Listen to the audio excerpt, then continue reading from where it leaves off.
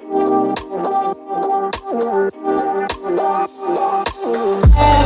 is up, my Bodyweight warriors, and welcome back to another video. Today I want to talk about something that has kind of been grinding my gears since the whole quarantine thing and just watching just the kind of misinformation is out there. So I wanted to create a video today that is clearing all of that up, providing with you with some information that is actually going to be useful for you working on your strength goals when you're at home, when you're stuck to just doing bodyweight only training. And you know, if you are focused on bodyweight training like many of the people who watch this channel are, hopefully these tips will help you out about understanding how to make your own training harder, more intense, and then make more gains from it. So without further ado, let's jump straight into the video. So if you're anything like me and you've been scrolling for Instagram during the past few weeks, you've probably seen one of two things posted online when it comes to training advice, training workouts that people are sharing. Number one is it's either some form of random HIIT training, which has some bodyweight moves, a lot of core work, and then for some reason, a lot of exercises with a towel. Or option number two, people are basically doing like 100 reps of bodyweight squats or 100 reps of push-ups. And to be honest, both are equally not great when it comes to making actual training progress. And there are reasons for this. First, I just want to mention that at the end of the day, if you're choosing to do something with your time that is a physical activity, ultimately that is going to be better than just being sat down all day. That being said, for those of us who care more about physical fitness than just, you know, actually doing some exercise, maybe we have some goals, some aspirations, we want to get strong, we want to build muscle. All of these things require a little bit more than what the prior two options, that HIIT and lots of reps of bodyweight training, it requires more than that offers. And really the reason for this is both lack any form of intensity whatsoever. And this is probably the biggest mistake that people who don't understand bodyweight training assume about bodyweight training. You're only using your bodyweight, it can only be so hard, the intensity can only be so high, we need weights or equipment or something to make things harder. And this is just not the case. If you're smart about your training, you can apply intensity no matter where you are on that spectrum of ability. The HIIT training we talked about earlier is going to primarily focus around density rather than intensity. So this means we're just going to be doing a lot of work in a short period of time. With HIIT training, we're going to be using low rest. We're probably going to be doing a lot of reps for the exercises that we're going to be doing to make them hard. And we get the feeling that we worked hard in that session because we've done a lot of work, because we haven't had much rest. It's been physically draining, but it hasn't actually stimulated that intensity, the difficulty of an exercise by itself, which is needed for, you know, especially those muscle gains and strength gains that we're looking for. The second option, they're doing 100 reps, 50 reps of push-ups or squats or whatever. The reason that's kind of useless is it just, again, completely ignores intensity and the 1RM continuum. Depending on how many reps we're doing and the intensity of the exercise, we're going to work on different things. That 1 to 5 rep is going to be more that strength and that power. Then as we get a little bit higher up in the rep range towards 12, 15, we're going to be working a bit more into the hypertrophy, that muscle building focus. And then again, when we move past that 12 to 20, maybe more reps, we're going to be working muscular endurance. So doing 100 bodyweight squats is not going to really do anything for improving your actual squat overall. So with that being said, how do we actually go about fixing this underlying issue, this lack of intensity with bodyweight training?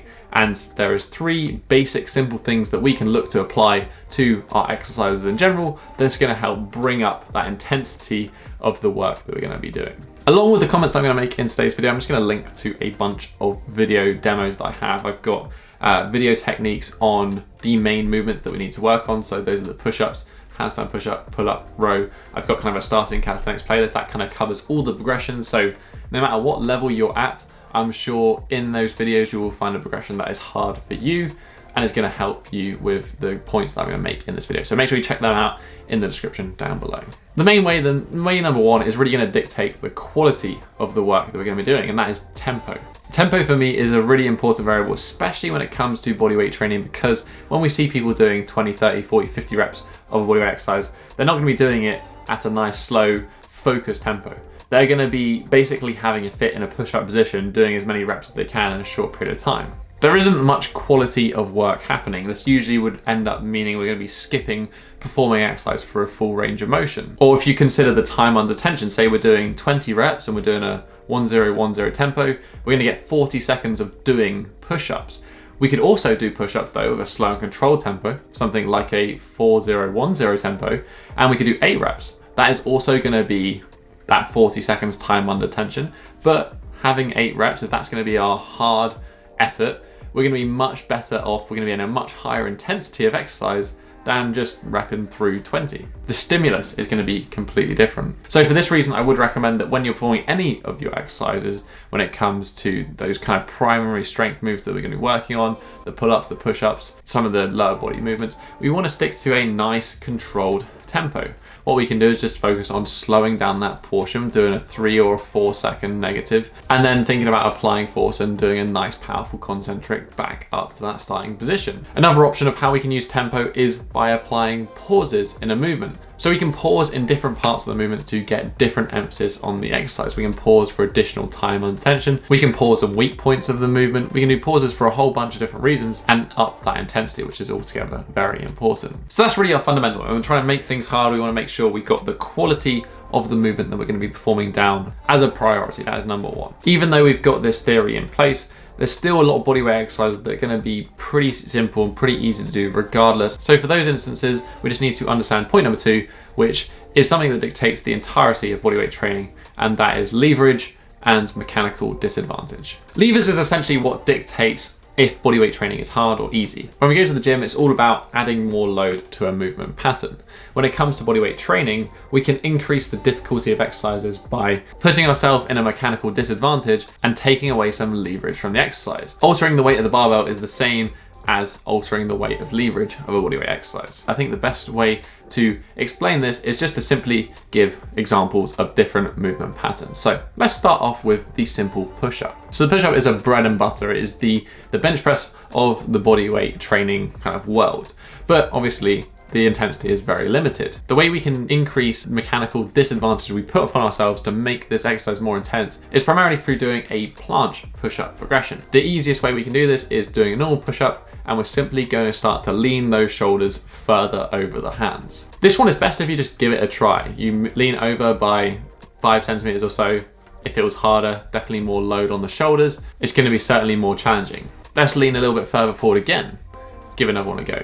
Keep leaning again. And eventually you'll get to the point where you have to lean so far forward that it starts to become impossible because we put ourselves at such a mechanical disadvantage. This is one way in which we can make a very, very simple push-up exercise from something that we can do 20 reps of easily to something that is hard for 5, 6, 7, 8 reps. If this is still too easy, we can jump into a tuck planche push-up. This is kind of the next stage up. And this is basically doing a push-up but with our entire body weight supported by our hands. There is no feet support. When you're doing this exercise, you're kind of roughly at the point where you're doing a body weight decline bench press. So it's pretty intense. Let's also consider the fact that as we move to a more vertical pushing pattern, we're gonna get progressively weaker in that position relative to pressing in a horizontal way. So for this reason, rather than doing a push-up in a horizontal way, we can actually do a vertical push-up, otherwise known as a pike push-up, to actually dramatically increase the strength requirements of that movement. The muscles that it's going to focus, the pattern it's going to work on is slightly different, but we can do this incrementally, working by just elevating the feet to an incline push-up or all the way up to a pike push-up, or if we're feeling super strong, we can do some handstand push-ups against the wall. This is essentially, again, if we're doing handstand push-up against the wall, this is almost like doing a bodyweight overhead military press. That's pretty intense. So these two exercises, really, your pushing movements are kind of covered, and you can make it hard at pretty much any level where you're at. Let's look at another example for the lower body. The lower body is one of the hardest things to properly stimulate well when it comes to bodyweight training, especially when it comes to the lower back, the hamstrings, that posterior chain with something like a deadlift. That's hard to mimic with bodyweight training.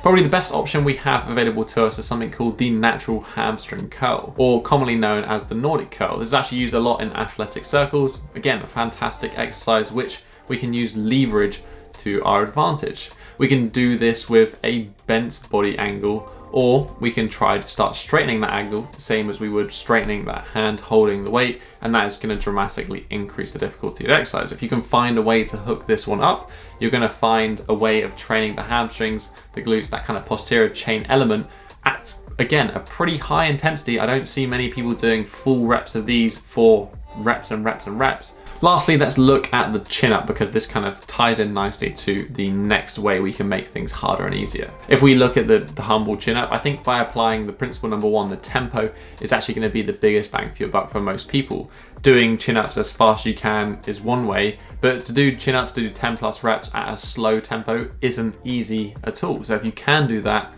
it's automatically going to bring that intensity up. Similar in the way that we adjust the push-up to a planche push-up, we can slightly change the angle of our pulling to really isolate that scapular retraction, and this is going to be doing something called an arch pull-up. Rather than trying to get our chin over the bar or the object that we're pulling up on, we're going to instead try to focus on pulling our sternum to the bar. This is going to adjust the pulling angle slightly, and I promise you, to do these full range of motion, actually touching chest to bar is really much harder, because it's going to isolate so much more that scapular retraction than doing just a regular pull-up. If again this is too easy, we can simply start to look into moving to the third way in which we can make exercises harder, and that is by using unilateral training. So instead of using 2 arms or 2 legs, we're going to use 1 arm or 1 leg. So carrying on from that chin-up example we talked about, if we want to make it really hard, if chin-ups with 2 arms are easy, let's just do 1 arm chin-ups. I know there's a big jump there between the two, but 1 arm chin-ups are pretty damn intense. Even if you're super strong with weighted pull-ups, you're probably going to struggle with some 1 arm chin-ups. And obviously there are all sorts of progressions in between, which, to be honest, I'm just going to link to a bunch of videos in the description down below, as I mentioned beforehand, to help you out with some different ideas when it comes to bodyweight training. Otherwise, unilateral work is very beneficial, increasing the intensity of bodyweight training, but I find it's more useful for some patterns than others. For example, I wouldn't recommend doing 1 arm push-ups, although they might look kind of cool to the average person. They aren't really beneficial when it comes to actually developing strength for any long-term real focuses. They don't really do anything. They're more for show than anything else. One place that they are useful is with the quads and the squatting. Obviously, the barbell back squat is probably one of the best fundamental training stimuluses for the lower body. That and the deadlift. They're gonna, hands down, be the best. You can't really top that bodyweight training, but as I said, we're trying to manage things here. Doing unilateral leg work is probably one of the best ways to get close to anything that is intense for our lower body. At that basic level, we have something like the pistol squat. The pistol squat is going to be a single leg squat pattern. It's a nice simple movement. It's going to have a little bit of a focus on flexibility as well, which is a bonus if you're maybe a little bit tight. It's going to demand a little bit more of that. But again, we're going to go from 2 legs to 1 leg. The intensity automatically should be that much higher. If this is still easy, we can put ourselves at a little bit more of a mechanical advantage, and instead of having that leg in front of us in a pistol squat, we can do something called a shrimp squat. Gonna make it harder for us and focus more load on the quad. It's gonna put us at that mechanical disadvantage and again, up that intensity. If it's still not hard enough, we can do something called a deep step up. This is gonna be kind of as simple as it sounds, but we're gonna be doing a step up in which we're putting ourselves in the deepest range of motion that we can lift up. One of the important things to note about the step up, if we really want to make it hard and intense, is we want to avoid using that assisting leg too much. By lifting up the toes of the assisting leg, this is going to dramatically make the step up itself harder. To apply that force from that position of no movement, we have to work much harder and again, increase that intensity for the movement. So hopefully with all of these examples that I've given you, and focusing on the points that I made, the tempo, the use of leverage and mechanical disadvantage, and using unilateral work, we can somehow create quite an intense bodyweight workout with one minimal to no equipment. If you have a pull-up bar at home, you have pretty much everything you're going to need to be able to do a damn hard bodyweight workout. Whatever your goals is, if you're focused on training in the gym, if you're focused on bodyweight training in particular, I hope this video is going to help you out with either making your bodyweight training hard or helping you focus and get better results with the bodyweight training that you're already doing. But that's kind of basically it for this week, guys. I hope you enjoyed this video and how to make bodyweight training hard. It is such a fundamental thing that we need to understand to make the most out of our training, because ultimately this lockdown isn't looking like it's going to end anytime soon. And whilst we've got the time, whilst we've got the energy, whilst we've got the focus, we may as well make the most out of it. If you have any questions about today's video, or if you want to suggest any of your tips that other people could try to making their movements harder, please leave a comment in the comments section down below. Right next to it is that thumbs up button if you want to support the channel and also help out that YouTube algorithm. And also there is the subscribe button if you want to join the Bodyweight Warrior tribe, right as we've just hit that 400,000 subscriber mark. Other than that, I hope you're all staying safe in these otherwise crazy times. Stay sane, make gains, that's the best thing we can do at the moment. But other than that, I'll catch you in the next episode. Have a strong week and peace.